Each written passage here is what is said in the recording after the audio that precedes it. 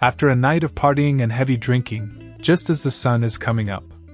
His wife is waiting for him at the kitchen table, glaring at him. Is there a reason you're coming home at 6 in the morning with alcohol on your breath and lipstick on your collar? She shouts at him. Yes, there is, he replies. I would like some breakfast. A young blonde woman wants to go to the movies with one of her friends, but none of them are available, so she decides to go by herself. Please be careful, says her brunette roommate. I went to the movies once by myself, and I had to change my seat 3 times because I kept finding myself sitting next to a man who tried to make out with me. Don't worry, replies the blonde. I'll be careful. When the blonde comes back from the theater, her hair is a mess and her lipstick is smeared. Oh my God, says the brunette. Did anyone try to make out with you? I had to change my seat 5 times, answers the blonde. 5 times? 5 men tried to make out with you. No. Just the 6th one, finally. A little boy and a girl are playing in a sandbox together.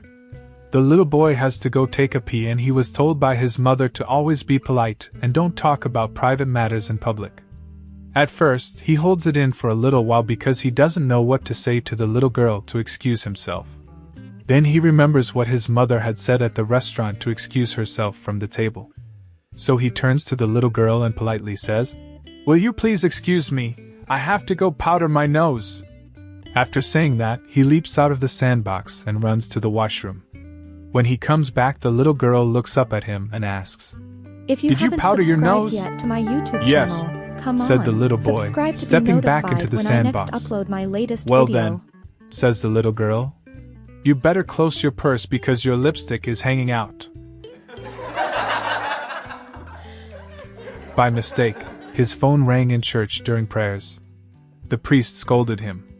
After prayers, the congregation admonished him for interrupting the silence. His wife lectured him on his carelessness until they got home. One could see the shame, embarrassment, and humiliation on his face. He has never stepped into the church again. That evening, he went to a bar. He was still nervous and unsure. By mistake, he spilled his drink on the table. The waiter apologized and gave him a napkin to clean himself up.